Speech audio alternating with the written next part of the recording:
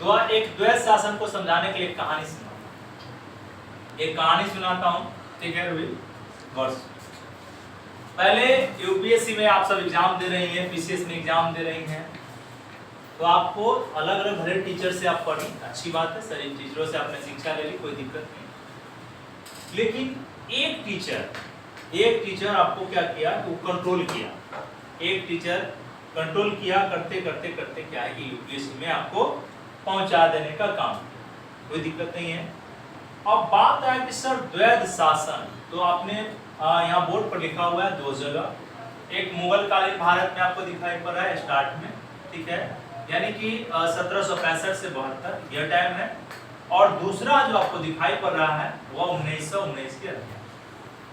तो दोनों आप देखेंगे कि यह जो व्यवस्था है भारत में भी, राजनीति में भी कई बार देखे जाते हैं कि सत्ता किसी और के हाथ में होता है। जैसे पूर्व सरकार पे आरोप लगाया जाता है यूपीए की सरकार में कि सत्ता प्राइम मिनिस्टर भले ही मनमोहन सिंह थे, लेकिन सत्ता की चाबी किसी और के पास थी। ऐसा आरोप मीडिया में लगाया जाता है। मैं नहीं लगा रहा हूँ क्योंकि बहुत अच्छे प्राइम मिनिस्टर हैं और पूर्व में प्राइम मिनिस्टर का दायित्व जो उन्होंने निभाया, उससे देश हमारा सशक्त और समृद्ध हुआ। अब बात हम यहाँ करते हैं, तो पहला हमने कहा कि मुगल काल को जब देखोगी प्रशासनिक दृष्टिकोण से, तो मुगल का जो राजा है या शासक है या बादशाह है, वह दिल्ली से शासन कर रहा है, और उसी मुगल जो राजा हुए उनका सूबा या प्रांत था, सूबा या प्रांत था बंगाल। उन्हीं सभी सूबा में, ठीक है, उन्हीं सूबा में प्रांत में, सूबा में एक था बंगाल।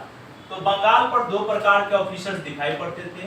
एक ऑफिसर आपको देख पाएंगे कि केंद्र द्वारा जो नियुक्त था उसका नाम था दीवान, ठीक है, और दूसरा सूबेदार। दीवान का काम था बंगाल से सारे रेवेन्यू को कलेक्ट करना, ठीक है, मनसबदारों की नियुक्ति के समय में मोहर लगाना। दूसरा जो था सूबेदार, उनका काम था लॉ एंड ऑर्डर को मेंटेन करना, लॉ एंड ऑर्डर को मेंटेन करना। तो बंगाल में दो तरह के लोग दिखाई पड़ रहे थे, और ये सारा रेवेन्यू और शासन प्रशासन की सारी जानकारी सीधा हमारे दिल्ली पहुंच जाती थी। जैसे आज भी राज क्या करती है, सारी जानकारी भारत सरकार को सौंपने का काम करती है। इस प्रकार की व्यवस्था चल ही रहा था, लेकिन हमारे देश को नजर लग गई। क्या लग गई?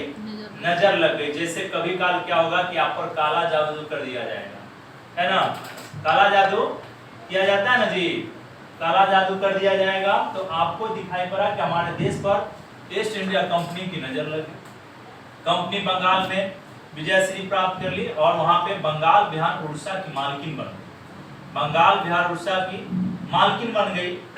अब इसके बाद क्या हुआ कि आपको दिखाई पड़ा कि एक नई प्रकार की व्यवस्था की शुरुआत, बंगाल में एक नई प्रकार की शुरुआत हुई, व्यवस्था की शुरुआत हुई 1765 में रॉबर्ट क्लाइव के द्वारा। रॉबर्ट क्लाइव के द्वारा जो यह व्यवस्था शुरुआत की, इस व्यवस्था का नाम था 1765 से 72, जिसका नाम था द्वैध शासन। द्वैध शासन यानी कि इसका अर्थ होता है दो प्रकार की शासन, दो प्रकार की शासन। पूछेगा कि द्वैध शासन का जन्मदाता कौन है, तो नाम लिखा हुआ है लियोनेल काजिस। लियोनेल काजिस, यह भी नाम आपको लिखा हुआ है, हमेशा याद रखने की जरूरत है। अब आया कि इसमें दो प्रकार की व्यवस्था कैसे दिखाई पड़ रही है। तो हमने जस्ट कहा कि एक तरफ मुगल गवर्नर थे, तो मुगल गवर्नर को दोनों राइट्स मिला हुआ था, दो प्रकार के वित्तीय राइट्स भी था, जब नवाब बन गया तो वित्तीय राइट्स भी था उनके पास, और प्रशासनिक राइट था। जब कंपनी बन गई, कंपनी बंगाल के क्षेत्र पर अपना शासन की स्थापना की हुई, तो उसने कहा कि हम द्वैध शासन की शुरुआत करते हैं। तो क्या कर रहे हैं श्रीमान, तो आपको इसने कहा यहाँ पे जो बंगाल का गवर्नर या कंपनी का गवर्नर है, भारत के गवर्नर से कहा, भारत के जो गवर्नर है या नवाब है, उससे कहा कि आपके ऊपर पूरे बंगाल के, बिहार के, उड़ीसा के क्षेत्र के शासन प्रशासन के दायित्व आपके ऊपर है, शासन प्रशासन के दायित्व आपके ऊपर रहेगा, और जितना कलेक्शन करेंगे वो हमारे खजाना में आपको देना होगा। बात समझ आ रहा होगा? तो शासन प्रशासन आपके ऊपर आया, और पैसा किसके पास जा रहा है? कंपनी के पास, जो भी समझ में आ रहा है, कंपनी के पास जा रहा है। तो जब कंपनी के पास जाएगा तो भारतीय जो नवाब है वह शासन प्रशासन अच्छे से चलाने में सक्षम नहीं होंगे, और इसके नतीजा में आपको दिखाई पड़ेगा कि बंगाल के क्षेत्र में कई प्रकार के शोषणकारी व्यवस्था, प्रशासनिक भ्रष्टाचार को जन्म लेते हुए देख पाएंगे। यहाँ तक बात समझ आया? मतलब कहा कि दायित्व आपके ऊपर है, रिस्पॉन्स आपके ऊपर है। जैसे मान लीजिए कि आपके मेरे ऊपर आप कहिए कि सर आपको रिस्पॉन्स है कि यूपीएससी पास कराइए, लेकिन हम पैसा नहीं देंगे, हम पैसा नहीं देंगे, पैसे नहीं काम चलेगा। तो इसका मतलब है कि दायित्व आपके ऊपर है, आप दायित्व करिए, लेकिन हमको सारा कलेक्शन जो है हमारे पास आना चाहिए, यानी कि कंपनी को फायदा ही फायदा है। शासन प्रशासन के ऊपर रिस्पॉन्स उसका नहीं है और पैसा उनको मिल रहा है। तो दो प्रकार की शासन, उत्तरदायित्व और उत्तरदायित्व विहीन। यहाँ पे उत्तरदायित्व है और यहाँ पे उत्तरदायित्व विहीन है, इसलिए इसे हम द्वैध शासन करने का काम करते हैं। अब मन में आया कि सर क्यों लाया, कंपनी ने यहाँ लिखा नहीं, लेकिन फिर समझा दे रहे हैं कि कंपनी ने क्यों लाया। तो पहला कि कंपनी समझ गई थी कि यदि हम अभी जो हम जीत लिए हैं बंगाल बिहार उड़ीसा के क्षेत्र को, अगर डायरेक्ट अपने शासन में लेते हैं तो ब्रिटिश ईस्ट इंडिया कंपनी के ऊपर की जो सरकार है यानी संसद जो वहाँ के है वह इसमें इंटरफेयर कर देगी। एक दूसरा, इसलिए यह इस प्रकार की व्यवस्था लाई कि अभी भारत में अन्य यूरोपीय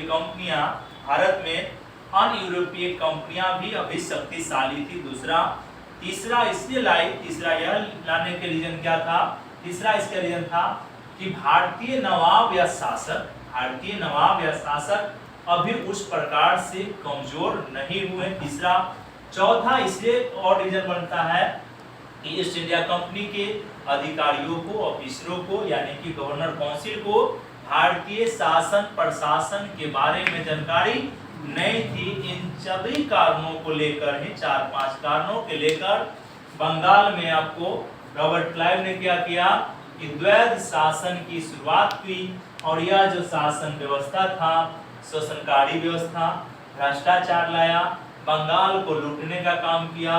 बंगाल जो समृद्ध प्रांत था अनाज, यह उजड़ते चला गया। यह व्यवस्था आपको अब क्या हुआ कि जब संसद ने, ब्रिटिश पार्लियामेंट ने कंपनी पर नजर डाली तो पाया कि कंपनी व्यापारी है, लेकिन कंपनी क्या कर रही है, राजनीति करने लगी। इसलिए 1773 के रेगुलेटिंग एक्ट लाई और उसी एक्ट के द्वारा बंगाल से द्वैध शासन को डिस्ट्रॉय या डिक्लाइन करने का काम की, समाप्त करने का कार्य की।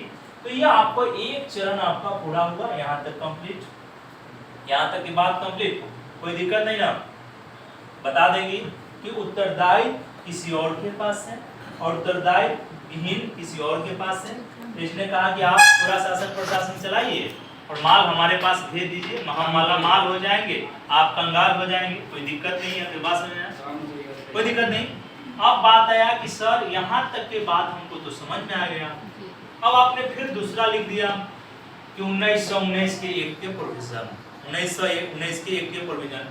तो इसको द्वैध शासन में एक हम कहानी बताते हैं जो ऐसा न्यूज और समाचार पत्रों में आता है कि आप देखेंगे कि वर्तमान जो प्राइम मिनिस्टर साहब है उन्होंने दो चीज फॉलो किया। क्या फॉलो किया? तो एक हिटलर की नीति को फॉलो किया है वर्तमान प्राइम मिनिस्टर ने कि अब किसी बात को रखना है, अगर झूठी सही हो उसमें तहकीकात हो या नहीं हो, लेकिन आप उसको बार बार कहिए। जब आप 14 का चुनाव का मूल्यांकन करेंगी तो पाएंगी कि प्राइम मिनिस्टर बार बार कहते हैं कि जो वर्तमान सरकार है वह भ्रष्टाचारी है, वर्तमान जो सरकार है वो भ्रष्टाचारी है। हिटलर ऐसे ही कहता था, हिटलर जब जेल में बंद था तो बार बार बोलता था कि हम इसलिए हार गए फर्स्ट वर्ल्ड वॉर में, यहूदी दोषी है, यहूदी दोषी है, यहूदी दोषी है। बात समझ रहा होगा। इधर प्राइम मिनिस्टर कह रहे हैं देश कंगाल हो रहा है तो यूपीए की सरकार दोषी है, यूपीए की सरकार दोषी है, प्राइम मिनिस्टर मनमोहन सिंह अपना निर्णय सही से नहीं ले रहे हैं। बात समझ रहा होगा। इधर हिटलर कर रहा है उसी लाइन को, कोई दिक्कत नहीं, जेल में बंद है, वो अपने किताब में लिख रहा है और लोगों को बता रहा है कि इस तरीके से हम प्रथम वर्ल्ड युद्ध हो रहे हैं। इधर ये वाला लाइन चल रहा है, ठीक है। तो दो प्रकार का लाइन दिखाई पड़ रहा है, कोई दिक्कत नहीं है। तो किसी बात को इतना बार कह दीजिए कि वो लगने लगे आम पब्लिक में क्या है कि सही है। दूसरा प्राइम मिनिस्टर साहब ने कहा, जो वर्तमान प्राइम मिनिस्टर साहब है, उन्होंने कहा कि देखिए भाइयों और बहनों, जी भाइयों और बहनों, क्या समझ रहे हैं ना? तो सत्ता जो है प्राइम मिनिस्टर के हाथ में नहीं है, सत्ता किसी और के हाथ में है। दो प्रकार के मुखौटा है, वर्तमान प्राइम मिनिस्टर क्या है? मुखौटा है। शासन किसी और के हाथ में है और गद्दी किसी और के हाथ में। तो दो प्रकार की शासन दिखाई पड़ रहा है और उसका फायदा आप देख पाएंगे कि प्राइम मिनिस्टर, वर्तमान प्राइम मिनिस्टर को 2014 से वर्तमान 23 तक शासन में दिखाई पड़ा। यूपीए यानी कांग्रेस उनके टारगेट में थे। उसी तरीके से हिटलर का भी टारगेट था और उसने भी आगे अपना सत्ता लेने का काम किया। यहाँ तो बात समझ आया। अब आ गया कि ब्रिटिश ईस्ट इंडिया कंपनी समाप्त हो चुकी है। अब डायरेक्ट हम लोग शासन हो रहे कहां से? सीधा हम लोग शासन 1919 है, यानी कि हम लोग, हमारे माता पिता कौन है? ब्रिटिश सरकार, ब्रिटिश साम्राज्य। माए बाबू से हमारे कौन हो गए? ब्रिटिश साम्राज्य हो गए। उन्होंने महारानी के हम लोग पुत्र हो गए, सारा चीज। तो सारा शासन व्यवस्था वहीं से चल रहा था। तो उन लोगों ने क्या किया कि 1919 में एक रेगुलेटिंग एक्ट पारित किया। 1919 का भारत शासन अधिनियम, उत्तरदायी शासन अधिनियम, इसे उत्तरदायी शासन अधिनियम कहते हैं। इसमें आपको दिखाई पड़ेगा कि दो सदनीय व्यवस्था केंद्र में आप देख पाएंगे। दो सदनीय कई सारे प्रोविजन इसमें जो आएंगे तो हम लोग वहां बात करने का काम करेंगे। लेकिन अब आया कि 1919 के एक उत्तरदायी शासन, उत्तरदायी शब्द भी इसी में आया है। इसी में लिखा गया था द्वैध शासन। क्या लिखा हुआ है? द्वैध शासन। तो शासन कहाँ हो सकता है? एक केंद्र में हो सकता है, केंद्र में। तो केंद्र में नहीं है, यहाँ पे लिख देना है कि केंद्र में नहीं है। यहाँ पे द्वैध शासन कहाँ है? केंद्र में नहीं, द्वैध शासन केंद्र में नहीं है। ये होगा 1935 के 1935 के में प्रांतों में द्वैध शासन की शुरुआत की गई। प्रांतों में द्वैध शासन की शुरुआत की गई। तो आप ऐसे समझिए कि प्रांत पर नजर डालेंगे तो आज भी एक गवर्नर होते हैं, एक मंत्री परिषद होता है, उसका हेड मुख्यमंत्री होता है। तो इसमें लिखा गया कि एक तरफ गवर्नर साहब होंगे और एक तरफ गवर्नर और मंत्री परिषद होगा। एक हाथ में गवर्नर और काउंसिल का टीम होगा, दूसरे हाथ में गवर्नर और मंत्री परिषद का टीम होगा। अब इसमें कहा कि विषयों का बंटवारा, विषयों का, सब्जेक्ट का बंटवारा मैं कर रहा हूं, इसी एक्ट में कर रहा है। तो इसमें कहा कि सब्जेक्ट के बंटवारा में हस्तांतरित विषय और आरक्षित विषय, हस्तांतरित विषय और आरक्षित विषय। तो आरक्षित विषय में कहा गया कि देखिए इसमें क्या क्या होना चाहिए। सारा वित्त का व्यवस्था होना चाहिए, पुलिस होना चाहिए, सुधार पुलिस व्यवस्था होना चाहिए, सुरक्षा होना चाहिए, राजस्व। यह जितना माल वाला है, माल मालादार, मतलब जितना माल पैसा कौड़ी है, इसका मालिक कौन होंगे? तो ये होंगे, कौन होंगे? गवर्नर साहब। गवर्नर, उनका काउंसिल निर्णय लेगा कि कितना राजस्व वसूली करना है, कितना का बजट लोकेशन करना है, सुरक्षा कैसी होगी। ये सारा निर्णय लेगा कौन? गवर्नर और उनके अधिकारी और उनकी काउंसिल। बात समझ आ गया? कोई दिक्कत नहीं है, बात समझ आ गया। अब हुआ कि बिना माल का कौन सा काम हो सकता है? तो हस्तांतरित विषय कहा कि इस समय देश में इस समय आपको दिखाई पड़ेगा कि देश में चुनाव हो रहे थे। चुनाव, उनके जो 11 प्रांत थे वहां पे चुनाव होता था। तो चुनाव होने के बाद आपको निश्चित है कि वहां भी मंत्री बनेंगे, विधायक बनेंगे और मंत्री बनेंगे। तो यहाँ 19 के एक में भी दिखाई पड़ रहा है कि यहाँ पे हस्तांतरित विषय मंत्री और गवर्नर के नियंत्रण में आ गया।